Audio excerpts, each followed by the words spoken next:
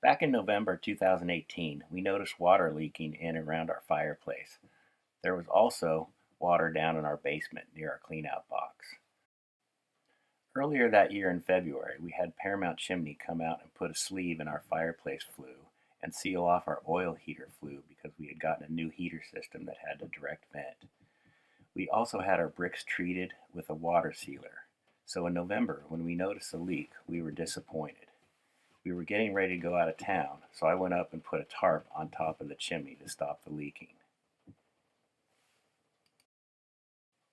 We returned home to find evidence that water was still leaking in the house. On December 12th, Joey and JP from Paramount Chimney came out to repair the crown.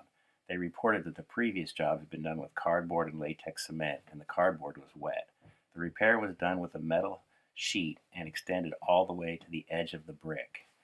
We thought the problem was solved, but on December 28th, we still had a lot of water coming in the house. It's Friday night, December 28th, and we're getting a lot of water through our chimney again. This is what it looks like down in the lower basement, and there's water coming down the wall up here on this side also, and it's just puddling up here in the basement. This is what it looks like up inside the chimney when the water is coming. It's not even raining that hard right now when I film this, and you can see water is coming down all four sides of the inside of the chimney, but it's not coming in the liner sleeve. What it is doing is pulling up in the corners and going down the back wall and also going into the firebox. So this is what we've been doing to try to mitigate the leaking inside of our house. You can see those buckets, they fill up pretty quickly. Down in the basement, I mopped up and fill up a couple of those buckets. On December 2nd, I went in and cleaned out the firebox. This is the one underneath the wood-burning stove, and it was completely filled up with really damp ash. I took out eight 5-gallon buckets of damp ash, and I got it out of there. And then I used a wet vac, a 10-gallon wet vac, and filled it up 3 times with water, and I cleaned that firebox out.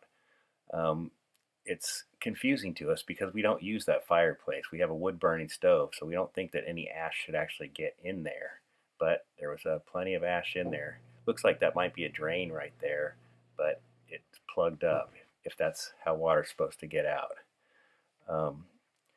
So that's that side. The other side, I'm going to go in next. That's the clean out side for the appliance. We used to have a heater, an oil burning heater that used that side. That's now sealed off, and that's the side that water was leaking in from the top of the chimney. We could see that there's a little bit of water in there, but not too much, and there's no ash in there because the appliance was not burning wood.